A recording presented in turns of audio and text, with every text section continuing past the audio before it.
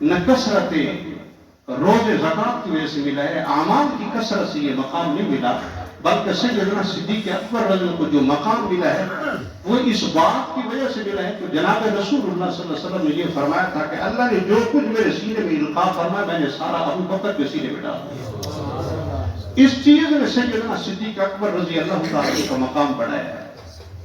اور کنز العمال کی روایت ہے، حضرت انس رضی اللہ تعالیٰ عنہ یہ فرماتے ہیں ہم اپنے صحابہ کی مجلس میں جناب رسول اللہ صلی اللہ علیہ وسلم کی موجودگی میں اور آپ کی موجودگی کے بعد صحابہ کی مجلس میں ہم سیدنا صدیق اکبر کے برابر کسی کو نہیں سمجھتے تھے، مانا عادل، ہم ابو بکر رضی کے برابر کسی کو نہیں سمجھتے تھے۔ میں یہ مقام کی تھوڑی سی نشاندہی کر رہا ہوں۔ اور پھر حضور اکرم صلی اللہ علیہ وسلم نے فرمایا، تھوڑا سا اس سے روک لیں، پھر حضور اکرم صلی اللہ علیہ وسلم کا یہ فرمان بخاری شریف کی روایت ہے، مسلم شریف کی روایت ہے، لو كنت متخذا خلیلا لاتخذت ابا بکر خلیلا، اگر میں کسی کو خلیل بناتا تو ابو بکر کو خلیل بناتا۔ علماء کی مجلس ہے، اچھا لگتا ہے کوئی بندہ چلو کو مطالعے کی باتیں کرتے آپس میں، فرمایا لو كنت متخذا خلیلا لاتخذت ابا بکر خلیلا، اگر میں کسی کو خلیل بناتا تو ابو بکر کو خلیل بناتا، لیکن میں نے اللہ کو اپنا خلیل بنا لیا۔ یہ بخاری کی روایت ہے۔ حافظ ابن حجر اسقلانی رحمہ اللہ نے فتح الباری میں، علامہ بدر الدین عینی حنفی رحمہ اللہ نے عمدۃ القاری میں ایک بیت شعر بیٹھے، دونوں ہم اثر ہیں، ایک بیت شعری ہے کہ حضرت ابو امامہ رضی اللہ تعالیٰ عنہ روایت فرماتے ہیں کہ پاک پیغمبر صلی اللہ تعالیٰ علیہ وسلم نے ایک بار فرمایا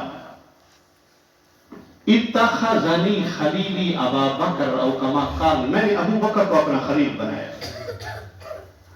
ایک طرف حضور فرما رہے ہیں کہ اگر میں کسی کو خلیل بناتا تو ابو بکر کو خلیل بناتا، اور دوسری روایت ہے کہ حضور سے نے فرمایا میرا خلیل اللہ ہے، اور دوسری روایت ہے حضرت ابو امامہ کی کہ میں نے خلیل ابو بکر کو بنایا ہے۔ حضرت تھانوی رحمہ اللہ علیہ نے ارواح ثلاثہ میں مولانا قاسم نانوتوی رحمہ اللہ علیہ کے حوالے سے نقل فرمایا ہے کہ خلیل کہتے کسے ہیں؟ فرمایا خلیل خلت سے ہے، خلیل دل کے اس پردے کو کہتے ہیں، اندر کی وہ جگہ، وہ خلا کہ جہاں پر کسی کی نبوت اندر گھس جائے، اس کو دوسرے الفاظ میں کسی عام اللہ والے نے یوں لکھا ہے جہاں اللہ کی محبت کا تخت لگتا ہے، اس جگہ پر وہاں میں نے محبت رکھی ہے اللہ رب العزت کی، اس جگہ پہ جہاں اللہ کی محبت کا تخت لگتا ہے، عرش لگتا ہے، وہاں اگر مجھے موقع ملے، اللہ اجازت دے تو میں ابو بکر کو بسا لوں۔ تو ابن حجر اسقلانی رحمہ اللہ علیہ نے فتح الباری میں عمدۃ القاری علامہ بدر الدین عینی نقل فرمایا، اس کی تطبیق کی دونوں روایتوں میں فرماتے ہیں اصل میں یہ ہوا کہ میرے پاک پیغمبر صلی اللہ علیہ وسلم کا بار بار اظہار، میرے پاک پیغمبر صلی اللہ علیہ وسلم کا بار بار خیال جانا، جیسے قبلے کے معاملے میں تھا حضور صلی اللہ علیہ وسلم کا خیال جانا کہ بیت اللہ قبلہ بن جائے، پہلے بیت اللہ پھر بیت المقدس پھر دوبارہ بیت اللہ کی طرف جانا، تو اللہ رب العزت نے فرمایا تھا میرا پیغمبر فولی وجہ کا شطر المسجد الحرام، بیت اللہ کو اپنا قبلہ بنا لے، تو رضائے نبوت پر رضائے الہی ہو گئی۔ تو یہاں بھی ایسے ہوا کہ اللہ رب العزت کی طرف سے ایک دن کے لیے اجازت ملی کہ میرا پاک پیغمبر میری طرف سے آپ کو کچھ لمحات کے لیے اجازت ہے کہ جہاں پر میری محبت بستی ہے اس جگہ پہ ابو بکر کو بھی بسا لے۔ تو یوں سیدنا صدیق اکبر رضی اللہ تعالیٰ عنہ کا مقام بلند و بالا رہتا ہے۔ پھر حضرت سیدنا صدیق اکبر رضی اللہ تعالیٰ عنہ ازالت الخفا شاہ ولی اللہ رحمہ اللہ علیہ لکھتے ہیں کہ حضرت اور تاریخ الخلفاء میں علامہ جلال الدین سیوطی رحمہ اللہ علیہ کہ حضرت ابو بکر صدیق رضی اللہ تعالیٰ عنہ کے مقابلے میں صحابہ نہیں آتے تھے، اور حضرت مسند بزاز کی روایت ہے حضرت علی المرتضیٰ رضی اللہ تعالیٰ نے ایک بار قسم اٹھا کے فرمایا میں اللہ کی قسم اٹھا کے کہتا ہوں ہم صحابہ میں ابو بکر سے بڑھ کے بہادر کوئی نہیں تھا۔ اور حضرت عمر بن خطاب رضی اللہ تعالیٰ تاریخ ابن کثیر علامہ ابن کثیر رحمہ اللہ علیہ چلتے چلتے فرماتے ہیں کہ صحابہ میں یہ بحث چل پڑی، ذکر چل پڑا مسجد نبوی میں کہ ابو بکر کا عمر کا مقام زیادہ ہے۔ حضرت فاروق اعظم کے دور خلافت میں ابتدا میں صحابہ میں بحث چل پڑی، تو ایک آدمی بھاگتا بھاگتا عمر کو جا کے اس نے بتایا کہ امیر المؤمنین لوگ یہ کہتے ہیں ابو بکر کا مقام کم ہے، عمر کا مقام آج بڑھ گیا ہے۔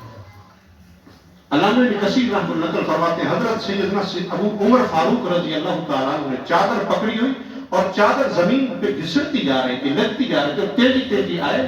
آپ نے فرمایا صلاۃ جامعہ، تم لوگ جمع ہو جاؤ۔ یہ آپ صلاح رکھتے تھے جمع کرنے کی، حضور سے کے دور میں بھی جمع ہوئے۔ فرمایا کیسے تم کہہ رہے ہو؟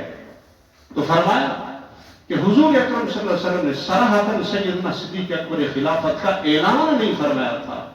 ہاں اشارات فرمائے تھے۔ اور ابو بکر صدیق رضی اللہ تعالیٰ عنہ نائب رسول تھا، خلیفۃ الرسول تھا، تو حضرت سیدنا صدیق اکبر نے آپ کا نام لے کے فرمایا میرے بعد خلیفہ ابو بکر کو بنا، آپ کو خلیفہ نامزد کر کے گئے، اس لیے آپ کا مقام زیادہ ہے۔ حضرت عمر بن خطاب رضی اللہ عنہ کی آنکھوں سے آنسو جاری تھے، مسلسل رو رہے تھے، منبر پہ فرمایا لوگوں میں تمہیں ایک بات بتاتا ہوں۔ پھر حضرت عمر بن خطاب نے وہ غار والا سارا منظر بیان کیا اور انہوں نے یہ فرمایا کہ ابو بکر اس غار کے منظر میں اکیلا تھا جس نے رسول اللہ صلی اللہ علیہ وسلم کے چہرے مبارک کو دیکھا ہے۔ عرش کرسی سے اعلیٰ، قرآن کے اوراق سے اعلیٰ، لوح محفوظ سے اعلیٰ، جناب محمد رسول اللہ صلی اللہ علیہ وسلم کے چہرے پہ ابو بکر کے آنسو گرے تھے۔ تو فرمایا وہ رات اس کا کوئی مقابلہ نہیں کر سکتا۔ پھر فرمایا وہ دن جب فتنہ ارتداد تھا، لوگ زکوٰۃ کے منکر تھے، کرہنا فی الابتداء وحمدنا فی الانتہاء، ابتدا میں تو ہم اس بات کو ناپسند کر رہے تھے، لیکن انتہا میں ہم نے حضرت ابو بکر کی بڑی تعریف کی تھی۔ اور فرمایا قام فی الردۃ مقام الانبیاء، فتنہ ارتداد کے موقع پر ایسے محسوس ہوتا جیسے نبی کے مقام پر کوئی نبی کھڑا ہے۔ تو اس ابو بکر کی شان کا مقابلہ پھر آخر میں فرمایا لوگوں، عمر بن خطاب کی ساری زندگی کی نیکیاں، پورا عمر بن خطاب اور عمر بن خطاب کے خاندان کو ایک پلڑے میں رکھا جائے، دوسرے پلڑے میں ابو بکر کی وہ ایک دن وہ ایک رات کی نیکی کو رکھا جائے، مقابلہ نہیں ہو سکتا۔ تو علماء یاد رکھنا، حضرات یاد رکھنا، صحابہ کرام رضوان اللہ عنہم اجمعین تاریخی شخصیات نہیں ہیں۔ آپ علماء سے سنتے ہیں، پڑھتے ہیں کہ صحابہ تاریخی شخصیات نہیں ہیں۔ صحابہ کے مقام، فضائل، احترام، ان کو اگر دیکھنا ہے تو پھر اس کے لیے یا تو قرآن مجید دیکھنا پڑتا ہے یا حدیث نبوت، حدیث رسول اللہ صلی اللہ علیہ وسلم کو دیکھنا پڑتا ہے، تب جا کے صحابہ کا مقام سمجھ آتا ہے۔ اور امام فخر الدین رازی رحمہ اللہ علیہ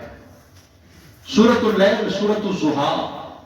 تفسیر نقل فرمائی، اور سورۃ اللیل کی جو تفسیر بیان فرمائی وہاں فرمایا ابو بکر کا ذکر پہلے ہے، سورۃ الضحیٰ میں جناب رسول اللہ صلی اللہ علیہ وسلم کا ذکر بعد میں ہے۔ اشارہ فرمایا اللہ رب العزت نے کہ پاک پیغمبر محمد رسول اللہ صلی اللہ علیہ وسلم کی ذات کو سمجھنے کے لیے،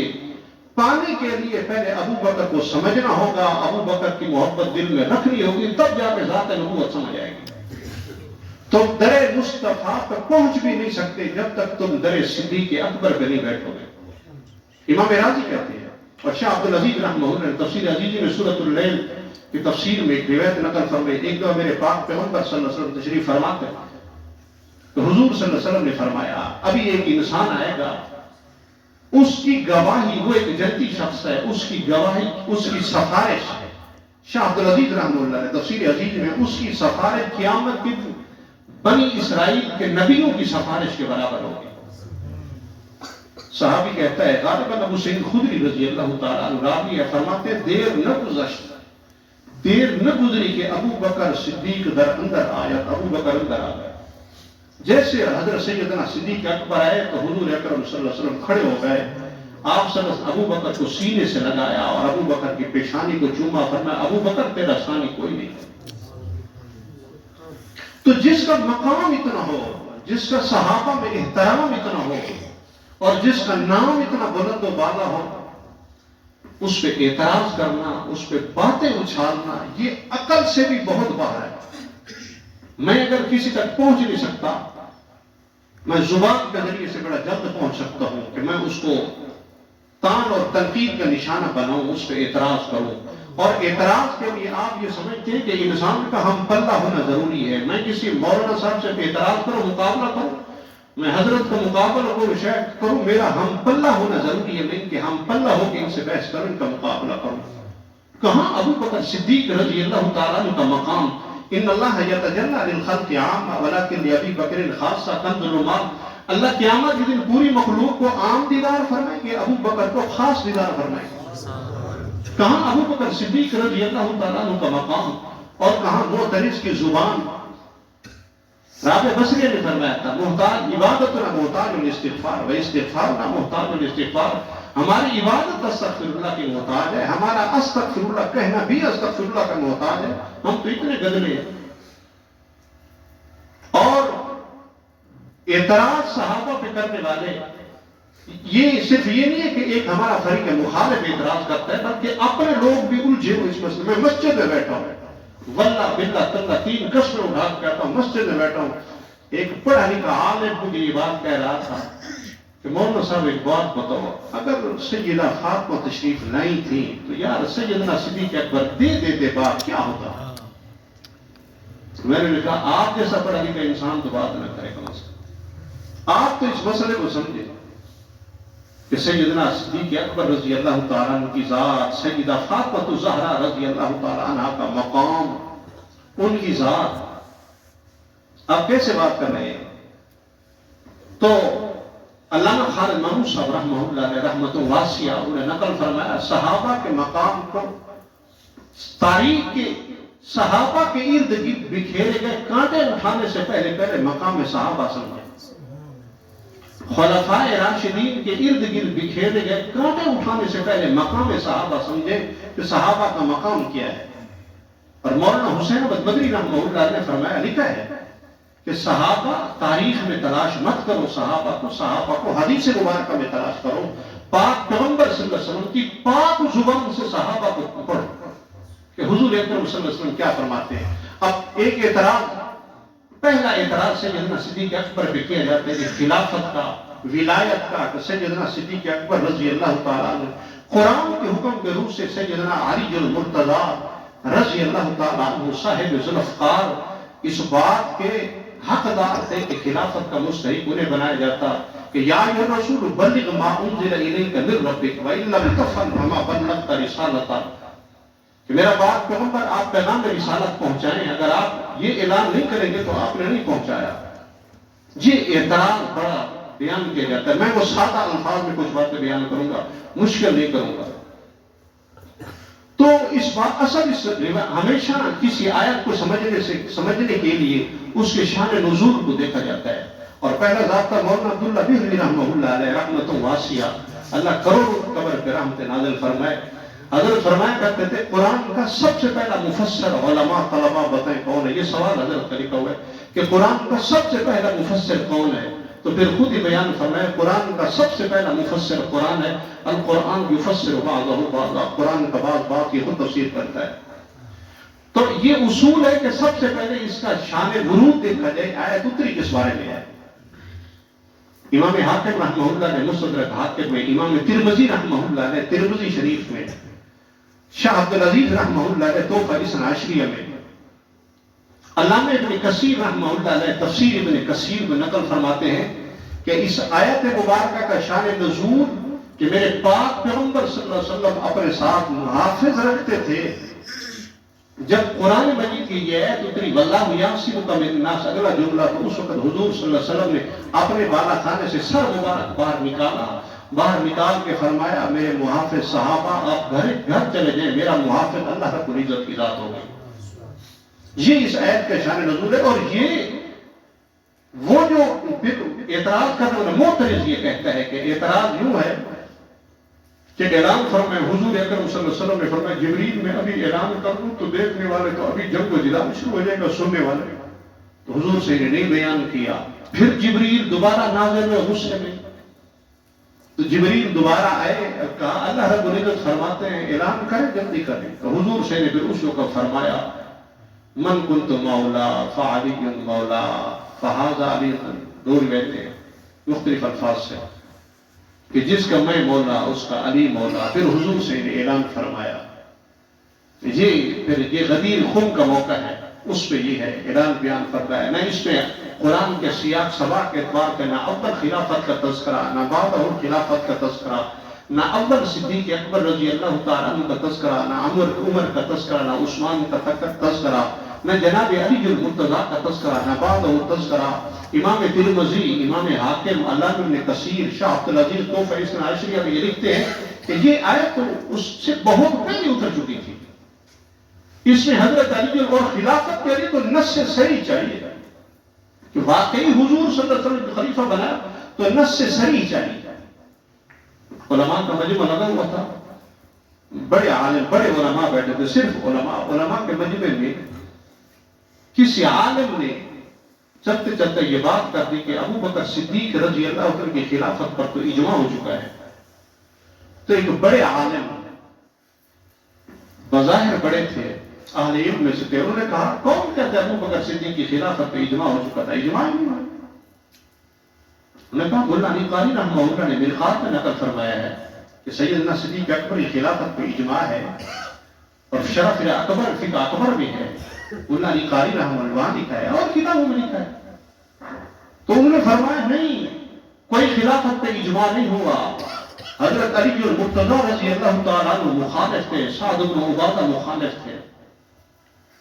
تو مولانا صاحب اڑ گئے، مولانا ہوتے ہیں، تو مولانا صاحب اڑ گئے، نہیں ایسی بات ہے، مجھے کوئی نہ کوئی مستند حوالہ پیش کرے، کوئی تاریخ کی کتاب کا کوئی حوالہ پیش کرے، کوئی حدیث پاک سے کوئی حوالہ پیش کرے جس میں یہ بات آئی ہو کہ حضرت علی المرتضیٰ نے بیعت کر لی تھی۔ اللہ رب العزت نے میرے ذہن میں ایک بات بیان فرمائی، میں نے کہا الرقہ والبقاء، ابو قدامہ حنبلی مقدسی حنبلی رحمہ اللہ علیہ، الرقہ والبقاء، جس کا ترجمہ ہے آہوزاری کتاب کے نام سے، اس میں حضرت چلتے چلتے ابو قدامہ مقدسی حنبلی رحمہ اللہ نقل فرماتے ہیں کہ جب سیدنا صدیق اکبر رضی اللہ عنہ خلافت کا اعلان فرمایا اور منبر پہ سیدنا صدیق اکبر تشریف لے آئے، پہلے دن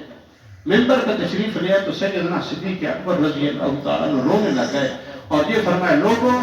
یہ خلافت کا بوجھ بہت بھاری ہے کہ تم میں سے کوئی اور لینا چاہتا ہے میں اس کو دینا چاہتا ہوں۔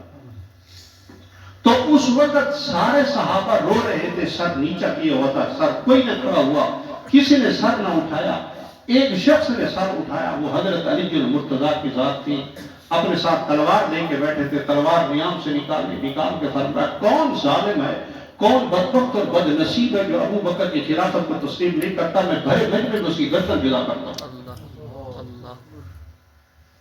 اور علامہ صابونی رحمہ اللہ نے التبیان میں نقل فرمایا، علامہ جلال الدین سیوطی رحمہ اللہ علی تفسیر اتقان میں نقل فرمایا کہ حضرت ابو بکر صدیق نے حضرت علی رضی اللہ عنہ سے پوچھا تھا آپ نے ابھی تک، یہ ایک روایت ہے کہ آپ نے ابھی تک خلافت کے لیے پسو پیش اختیار کیا ہو یا آپ نے پیش قدمی نہیں کی، پیچھے ہوں یا پیش قدم آگے بڑھے، ایسا معاملہ نظر نہیں آتا، آپ گھر میں بیٹھ گئے، خیریت ہے۔ علامہ سیوطی رحمہ اللہ علیہ نے تفسیر اتقان میں، علامہ صابونی نے التبیان فی علوم القرآن مدارس میں پڑھائی جاتی ہے، اس میں یہ روایت نقل فرمائی کہ حضرت علی المرتضیٰ رضی اللہ تعالیٰ نے یہ فرمایا تھا کہ اللہ کے پیغمبر صلی اللہ علیہ وسلم دنیا سے پردہ فرما گئے ہیں، میں قرآن مجید لکھ رہا ہوں،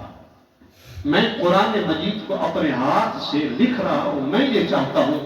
میں اس وقت سیر ہو کر کھانا کھاؤں گا، اس وقت میں پورے کپڑے پہنوں گا جب میں قرآن مجید کی تقریر کروں گا، میں قرآن مجید کو اپنے ہاتھ سے لکھنا چاہتا ہوں۔ حضرت سیدنا صدیق اکبر رضی اللہ تعالیٰ نے فرمایا ما احسن بہذا، کتنی اچھی بات ہے جو علی المرتضیٰ آپ نے سوچ رکھی ہے۔ تو من کنت مولا فہذہ المولا، پھر اس کو جہاں سے لیا گیا ہے، جن روایات سے لیا گیا ہے، جن کتابوں سے لیا گیا ہے، اس میں ایک روایت حضرت ابو سعید خدری رضی اللہ تعالیٰ کی، اور پھر علماء عبداللہ بن مبارک نے فرمایا اگر یہ سند نہ ہوتی تو دین شاید پورا تکمیل کو نہ پہنچتا، روایات یعنی پوری تکمیل نہ ہوتی، روایات کی دین کمزور کرنے کی کوشش کی جاتی ہے، سند کو دیکھا جاتا ہے تو فرمایا اس میں ایک ابو عطیہ راوی ہے، تذکرۃ الحفاظ، میزان الاعتدال، تذکرۃ الحفاظ ابن حجر اسقلانی غالباً، میزان الاعتدال علامہ ذہبی رحمہ اللہ نے نقل فرمایا ابو عطیہ راوی ہے، فرمایا یہ انتہائی کمزور ہے۔ دوسری روایت عبداللہ بن عباس کی جس میں یہ ہے کہ یہ اس موقع پہ من کنت مولا نازل ہوئی تو اس پر فرمایا ابو بکر بن عیاش رحمہ اللہ علیہ آخری وقت میں اس کا حافظہ خراب ہو گیا تھا، اس کے حافظے کی ختم ہونے کی وجہ سے وہ یہ روایت دیا تھا، اس لحاظ سے قابل قبول نہیں ہے۔ اور شیخ سرفراز بن صفدر رحمہ اللہ نے بڑی پیاری بات لکھی تمام البرہان میں، فرمایا کہ حوالے کے لیے کتاب کا ہونا ضروری نہیں ہے۔ علماء یہ بات یاد رکھنا، حوالے کے لیے میں نے علماء کے دسترخوان سے کچھ علمی باتیں چنی ہیں، وہ آپ کو سنا رہا ہوں۔ حوالے کے لیے کتاب کا ہونا ضروری نہیں ہے، حوالے کے لیے کتاب کا مستند ہونا ضروری ہے۔ جتنی بڑی ذات پہ آپ اعتراض کریں، اس پلے کی کتاب تو پیش کریں نا، اس پائے کی کتاب سامنے رکھیں۔ ہاں یہ عمومی فضائل میں چلو بیان ہو سکتی ہے کسی درجے تک، اور تحفہ عشریہ میں شاہ عبد العزیز رحمہ اللہ نقل کر رہا ہے۔ باقی اعتراضات آپ نے سنے ہوئے، باتیں بھی آپ کا الحمدللہ جواب۔ کتابیں نہ اول طبقے کی ہیں نہ ثانی طبقے کی ہیں، وہ طبقہ ثالثہ کی کتاب ہے، تیسرے طبقے کی کتاب ہے، جہاں سے یہ روایات لے لے کے اعتراض کیا جاتا ہے۔ اور شیخ سرفراز بن صفدر رحمہ اللہ نے تو یہ فرمایا ہے، یہ ساوی، یہ نیلی، یہ پیلی، یہ کتابیں یہ پائے استناد کو پہنچی نہیں ہے جن کو لے کر صحابہ کی ذات پہ اعتراض کیا جائے، یہ اس درجے کی نہیں ہے۔ دوسرا اعتراض یہ کیا جاتا ہے کہ حضور اکرم حدیث ہے، یہ قرآن کی ہے، دوسرا حدیث مبارکہ کہ حدیث مبارکہ ہے، اللہ کے پیغمبر صلی اللہ علیہ وسلم حضرت علی رضی اللہ عنہ نے فرمایا، اما ترضى ان تكون انت مني بمنزلة هارون من موسى، کیا تو راضی نہیں ہے کہ تو میرے ساتھ میرے معاملے میں ایسے ہو جیسے ہارون اور موسیٰ، ہارون کے ساتھ موسیٰ تھے، جیسے وہ خلیفہ تھے ایسے تو بھی، اگر خلافت نبوت ثابت ہے۔ اب یہاں بھی اس کا پس منظر دیکھا جائے روایت کا تو انسان دنگ رہ جاتا ہے، حیران رہ جاتا ہے۔ ایک جنگ کے موقع پر حضور اکرم صلی اللہ علیہ وسلم نے حضرت علی المرتضیٰ رضی اللہ تعالیٰ عنہ کو تحفہ عشریہ میں لکھا ہے، حضور اکرم صلی اللہ علیہ وسلم نے حضرت علی کو رضی اللہ فرمایا کہ آپ اہل بیت میں رہیں گے، آپ پیچھے گھر والوں میں رہیں گے، تو حضرت علی المرتضیٰ نے فرمایا آپ تو خلیفہ فی النساء والصبیان، یا رسول اللہ آپ مجھے عورتوں اور بچوں میں چھوڑ کے جا رہے ہیں۔ تو اس وقت حضور صلی اللہ علیہ وسلم فرمایا علی پریشان نہ ہو، اما ترضى ان تكون، کیا تو اس بات پہ راضی نہیں ہے انت منی بمنزلة ہارون من موسیٰ، جیسے موسیٰ طور پہ گئے تھے پیچھے ہارون کو نئے بنا کے گئے تھے، کیا تو اس بات کو پسند نہیں کرتا؟ تو حضرت علی نے فرمایا میں راضی ہوں، تو اس پہ رضا اختیار فرمائی، میں یا رسول اللہ راضی ہوں۔ جب سیدنا صدیق اکبر حضرت علی المرتضیٰ راضی ہے تو ہم کون ہوتے اعتراض کرنے والے؟ اور پھر تیسرا اعتراض، کوئی بات ہے خلافت کے لیے نص صریح ضروری ہے، یہاں نہ اول خلافت کا تذکرہ ہے نہ بعد کو خلافت کا تذکرہ ہے، نہ حضور اکرم صلی اللہ علیہ وسلم کو اشارہ تک کوئی بات فرمائی۔ اگر خلافت بھی ہو موسیٰ اور ہارون علیہ السلام کے ساتھ تشبیہ ہے، تشبیہ میں تو حضرت موسیٰ علیہ السلام نے نائب بنایا حضرت ہارون کو، تو حضرت ہارون علیہ السلام تو زندگی میں موسیٰ علیہ السلام کی حیات پہ وفات پا گئے، وہ تو دنیا سے پردہ فرما گئے تھے۔ جیسے ان کی نیابت وقتی تھی، کیا علی کی المرتضیٰ کی نیابت بھی خلافت بھی وقتی تھی؟ نہیں، وقتی نہیں ہے، پھر یہاں کہا جاتا ہے صراحت ہے۔ تیسرا اعتراض میں مختصر کروں، تیسرا اعتراض جس کو سمجھا جاتا ہے بہت بڑا اعتراض ہے، اور اس کو ہمارے پڑھے لکھے حضرات یا میرے جیسے ذہن کے حضرات یہ سمجھتے ہیں یہ مشکل بات ہے، بڑا پیچیدہ ہے، کوئی پیچیدہ بات نہیں ہے، وہ ہے قضیہ فدق کا مسئلہ۔ فدق بھی پڑھا جاتا ہے، فدق بھی پڑھا جاتا ہے کہ یہ اتنا بڑا مسئلہ ہے۔ بخاری شریف، ابو داؤد شریف، ترمذی شریف، مسلم شریف، چاروں کو ملا کر، بس بات ختم کر رہا ہوں، چاروں کو ملا کر اگر دیکھا جائے تو کل قضیہ فدق کی جو روایات بنتی ہیں وہ 14 روایات ہیں، کل 14 ہیں۔ امام بخاری رحمہ اللہ نے اس کو 5 جگہ پہ نقل فرمایا ہے، کل 14 روایات ہیں، اور امام بخاری رحمہ اللہ نے 5 جگہ پہ نقل فرمایا ہے۔ اس لیے امام بخاری کا فرق کر رہا ہوں، وجہ بتا رہا ہوں۔ امام بخاری رحمہ اللہ، اچھا پھر ان 14 میں سے 4 روایات ایسی ہیں جس میں یہ لفظ ہے کہ سیدہ فاطمہ الزہرا سلام اللہ علیہا ورضوانہ علیہا، یہ غاضبت کا لفظ ہے کہ حضرت ابوبکر صدیق پر ناراض ہے۔ اب فدق تھا کیا؟ اگر آپ کس سے پوچھیں کہ فدق ہے تھا کیا، مولانا علامہ یوسف لدھیانوی شہید رحمہ اللہ علیہ کے مجموعہ فضل کتاب ہے، اس میں حضرت کے درس حدیث ہیں، اس میں حضرت نے فضیل ابوبکر صدیق ایک بات نقل فرمائی، فرمایا ابو بکر صدیق رضی اللہ تعالیٰ عنہ کی ذات پہ اعتراض کرنے والے جتنے حضرات ہیں نا، وہ سارے مل جل کر اپنی کتابوں سے متفقہ فیصلہ کر کے بتا دیں کہ وہ کتنا خرچہ بنتا تھا جو سیدہ فاطمہ کو حضرت ابو بکر صدیق نے نہیں دیا تھا، وہ خرچہ مجھے بتا دیں، میں وہ سارے کے سارے پیسے دے کر راضی کرنے کے لیے تیار ہوں، ابو بکر صدیق کی گردن سے اتر جاؤں، میں وہ پیسے دینے کے لیے تیار ہوں۔ اس کی فرمایا حدود اربع بیان کرو، نہج البلاغہ، شرح نہج البلاغہ ابن ابی الحدید کی، اس میں اس نے نقل کیا ہے کہ وہ معتزلی ہے، شیعہ ہے، معتزلی ہے۔ اس نے کہا کہ وہ ایک بستی تھی، اور اصول کافی میں اگر دیکھا جائے تو اس کا حدود اربع اس نے الگ بیان کیا۔ اس نے کہا ایک طرف جو ہے وہ تیمار کا مقام ہے، ایک طرف دومت الجندل ہے، دوسری طرف وہ اس نے لکھا ہے افریقہ کی جگہ لکھی ہے، عریش مصر لکھا ہے، 4 حدود اربع بیان کی ہے، اس نے یہ لکھی ہے۔ اور اسی طریقے سے درہ نجفیہ، اس میں انوار نعمانیہ میں جو حدود اربع بیان کی ہے، اس میں واقعہ لکھا ہے کہ امام موسیٰ کاظم رحمہ اللہ علیہ سے ہارون الرشید بادشاہ نے پوچھا کہ آپ بتائیں وہ کتنی فتح کی جگہ تھی، میں آپ اہل بیت کو دینے کے لیے تیار ہوں۔ تو امام موسیٰ کاظم رحمہ اللہ نے، یہ گھڑی ہوئی کہانی، امام موسیٰ کاظم رحمہ اللہ نے فرمایا بس آپ رہنے دیں۔ اس نے کہا نہیں آپ بتائیں میں دیتا ہوں۔ اس نے کہا آپ نہیں دے سکیں گے، چپ ہو جاؤ۔ اس نے کہا نہیں آپ بتائیں۔ تو انہوں نے کہا چلو پھر سننا چاہتے ہیں تو پھر سنو، عریش مصر، وہاں مصر کا چھپر یعنی مصر کی حد، وہاں سے لے کر افریقہ تک، پھر افریقہ سے لے کر دومت الجندل تک، دومت الجندل سے لے کر پھر ادھر عدن تک۔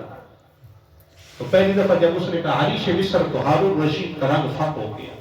دوسرے دفعہ جب اس نے کہا افریقہ تو اس کا رنگ اور فق ہو گیا، تیسرے جب اس نے کہا دومت الجندل تو اس کا رنگ اور فق ہو گیا، چوتھا جب اس نے عدن بیان کیا تو وہ مویا رکا گیا، اس کا تو بالکل رنگ فق ہو گیا۔ تو اس نے کہا پھر ہمارے پاس کیا بچے کہ سارا تو تم لے لو۔ اس نے کہا میں نے تجھے پہلے نہیں کہا تھا کہ اس کام میں نہ پڑ۔ تو حدود اربع اتفاقی طور پہ بیان نہیں ہو سکی آج تک۔ تو میں بیان کر رہا تھا مختصر، احادیث دکھائی جاتی ہے کہ یہ احادیث میں لکھا ہے، یہ دیکھو احادیث میں ہے، بخاری میں ہے، مسلم ہے، اس کا مرکزی راوی امام زہری کا ہوگا۔ امام زہری کا بڑا مقام ہے، لیکن امام زہری فریق مخالف کو کیوں بہت اچھے لگتے ہیں؟ امام زہری محدث سے وقت ہے، اس کا بڑا مقام ہے، لیکن صرف امام زہری اچھے لگتے ہیں، سیدنا ابو ہریرہ تو اچھے نہیں لگتے ہیں۔ جو استاد المحدثین ہیں عبداللہ بن مسعود، مولانا ثناء اللہ مرتصری نے لکھا ہے، اہل حدیث عالم نے لکھا ہے، اس نے کہا عبداللہ بن مسعود یہ استاد الاحناف ہیں، حنفی کو استاد ہیں۔ تو اتفاقی طور پہ آج تک کوئی بھی بیان کر سکتے کہ یہ حد کیا ہے۔ تو بہرحال بخاری کی روایات اس میں کل سیاستہ میں 14 روایات، 14 میں 4 میں یہ ہے کہ سیدہ فاطمہ آئیں، سیدہ فاطمہ ناراض ہو گئی، اور ان 4 کے شروع میں قالا ہے۔ اس بات روایت نقل کرنے کے بعد ان کے آگے قالا، روایات بخاری میں بھی قالا راوی کہتے ہیں، پھر حضرت فاطمہ ناراض ہو گئے، پھر زندگی بھر گفتگو نہیں کی۔ یہ نہ غازی بخت کا لفظ ہے، 10 روایات میں غازی بخت کا لفظ نہیں ہے، اور وہاں قالا بھی نہیں ہے۔ سیدہ عائشہ صدیقہ طیبہ طاہرہ وہ روایت نقل فرماتی ہیں رضی اللہ تعالیٰ عنہ، تو امی فرماتی ہیں وہاں کوئی ناراضی کی بات ذکر ہی نہیں فرمائی۔ امام زہری نقل فرمایا، اور امام ربیع رحمہ اللہ علیہ، حضرت امام زہری کو کہا کرتے تھے کہ آپ اچھا نہیں کرتے، آپ اپنی بات کو حدیث پاک کی تفسیر میں نقل کر دیتے ہیں، اس سے تردد رہتا ہے، شک رہتا ہے، آپ ایسا نہ کیا کریں۔ امام ربیع رحمہ اللہ علیہ منع فرمایا کرتے تھے۔ سید احمد شاہ صاحب بخاری رحمہ اللہ اس بات کو لکھا ہے، علامہ توسیع نے بھی لکھا ہے کہ حضرت منع فرمایا کرتے تھے امام زہری کو، آپ ایسا نہ کیا کریں۔ آیا پھر یہ بات کہ آیا یہ واقعی امام زہری اپنا کلام درج کر لیا کرتے تھے، مدرج کلام تھے، اس پر شاہد امام طحاوی رحمہ اللہ علیہ کے طحاوی ہے، امام طحاوی رحمہ اللہ علیہ اس بات کو نقل کرتے ہیں کہ واقعی امام زہری رحمہ اللہ علیہ یوں نہیں کرتے تھے کہ تشریح کرتے ہوئے وہاں اپنی تشریح کر دیتے تھے، جس سے بعض والوں کو یہ اختلاف پیدا ہو گیا کہ واقعی یہ بھی حدیث رسول اللہ صلی اللہ علیہ وسلم ہے، حالانکہ ایسا نہیں تھا۔ پھر سیدہ فاطمہ بخاری میں اگر ہے 5 دفعہ ہے، اور 5 میں سے صرف ایک مقام پہ ہے کہ جاءت فاطمہ سیدہ فاطمہ آئیں۔ 4 جگہ میں ارسلت، حضرت سیدہ فاطمہ نے اپنا پیغام بھیجا، پھر وہ حضرت دوست قریشی نے ہم نے فرمایا جا آپ کو مجازی معنی میں ہے کہ بندہ بھیجا تو وہ خود تشریف لے کے، لیکن عقل یہ کہتا ہے سیدہ فاطمہ سے ایسی بات نہیں ہے. سیدہ فاطمہ نے اگر پیغام بھیجا اور اس کو شرح نہج البلاغہ ابن میسم بحرانی نے شیعہ نقل کرتا ہے فاضیت بیداری کا فاطمہ، اس مسئلے میں فاطمہ راضی ہو گئی تھی جب حضرت ابو بکر صدیق نے بتایا حضور ایسے کرتے تھے. اور مسند احمد بن حنبل بھی ہے کہ حضرت سیدنا صدیق اکبر رضی اللہ عنہ سیدہ فاطمہ کو پیغام بھیجا، فرمایا میں ایسے کروں گا جیسے حضور کرتی تھی، تمہیں جو ملتا رہتا تھا امہات المؤمنین کو جو ملتا رہتا تھا اپنا حق وہ تمہیں ملتا رہے گا. تو سیدہ فاطمہ رضی اللہ عنہ فرمایا اللہ ابو بکر تو اس سے راضی ہو، تو نے میرے باپ والا سلسلہ جاری رکھنا ہے، اس پر راضی ہو گئی. اور اسی طریقے سے ابن ابی حدیث میں ہے ابو بکر صدیق کے دور میں بھی وہی چلتا رہا، حضرت عمر کے دور میں چلتا رہا. عارضی طور پر متولی بنایا تھا حضرت علی اور عباس کو، عارضی طور پر متولی بنایا تھا. پھر وہ بھی تولیت حضرت عباس کے بڑے تھے تو انہوں نے حضرت علی کو فرمایا تھا یہ ظالم ہے. حضرت عباس بڑے تھے، انہوں نے فرمایا یہ ظالم، اس کا میرے ساتھ جھگڑا ہے، معاملہ حل کریں. حضرت عمر نے فرمایا نہیں ہے یا پھر ہمیں تولیت واپس کر دیں، ہم نے عارضی دی تھی لہذا آپ واپس کر لیں یا معاملہ سنبھال دیں. تو وہ بھی حضرت عمر نے پھر سنبھالا، پھر حضرت عثمان نے سنبھالا، پھر حضرت علی المرتضیٰ کے دور میں ویسے ہی چلتا رہا. پھر سیدنا امیر معاویہ رضی کے دور میں آیا، اس پر بھی مولانا مہر محمد صاحب میاں والی والے رحمہ اللہ علیہ نقل فرماتے ہیں کہ حضرت امیر معاویہ رضی اللہ بڑے محقق انسان ہیں، حضرت امیر معاویہ رضی اللہ تعالیٰ عنہ نے پھر اس کو بڑھا کر امہات المؤمنین جو زندہ تھے یا باقی حضور کے خاندان کے ساروں کو دیتے رہے. پھر حضرت زید رضی اللہ رحمہ اللہ علیہ جو بعد میں اہل بیت کے خاندان کے زید ابن علی بڑے تھے، انہوں نے یہ فرمایا تھا کہ ہم ابو بکر پہ راضی، عمر پہ راضی، عثمان علی پہ راضی ہیں، جناب رسول اللہ صلی اللہ علیہ وسلم کے طریقے پہ بھی کرتے آ رہے ہیں. ایک چھوٹا سا سوال رہتا ہے کہ کیا سیدہ فاطمہ تشریف لے تھی حضرت علی کی اجازت سے آئی تھی؟ کیا حضرت علی المرتضیٰ رضی اللہ عنہ کو اس معاملے کا پتہ تھا؟ کیا حضرت سیدہ فاطمہ رضی اللہ تعالیٰ عنہ پھر اس ایک واقعے کے بعد زندگی بھر 6 مہینے زندہ رہی، سیدہ فاطمہ نے اس مسئلے کا ذکر کیا تھا نہیں یا نہیں کیا تھا؟ لہذا مسئلہ ختم ہو چکا ہے. آخر میں علامہ خالد محمود صاحب رحمہ اللہ علیہ کے بارے میں آتا ہے، خیر المدارس میں تقریر فرما رہے ہیں، حضرت بخاری نے لکھا ہے کہ کسی آدمی نے پرچی لکھی، حضرت جنگ جمل اور جنگ صفین ہوئی تھی، اس میں صحابہ کرام حضرت امیر معاویہ رضی اللہ عنہ حضرت علی سے کیوں لڑے تھے، حضرت ابو بکر صدیق رضی اللہ تعالیٰ عنہ حضرت فاطمہ کا کیا قضیہ تھا. تو علامہ خالد محمود صاحب رحمہ اللہ نے فرمایا تھا ان کا معاملہ تھا پھر صلح ہو گئی تھی. حضرت امیر معاویہ حضرت علی کی آپس میں کوئی اختلاف ہوا تھا، وہ صلح ہو گئی تھی. سیدہ فاطمہ حضرت علی حضرت ابو بکر صدیق کا مسئلہ تھا، صلح ہو گئی تھی. اور ہمارے معاشرے کا اصول ہے صلح ہونے کے بعد کوئی آدمی لڑائی جھگڑے کی بات چھیڑے تو اسے شیطان کہتے ہیں. اللہ اپنے محبوب محمد الرسول اللہ صلی اللہ علیہ وسلم کی سیرت کو، آپ کے صحابہ کی سیرت کو پڑھ کے عمل کی توفیق نصیب فرمائے اور احترام صحابہ نصیب فرمائے. علماء بیٹھے ہیں، میں بڑا کمزور ہوں، آپ کے سامنے بہت زیادہ بول لیے ہیں، کوئی کمی کوتاہی ہو تو اللہ کرے معاف کر دینا. وما توفیقی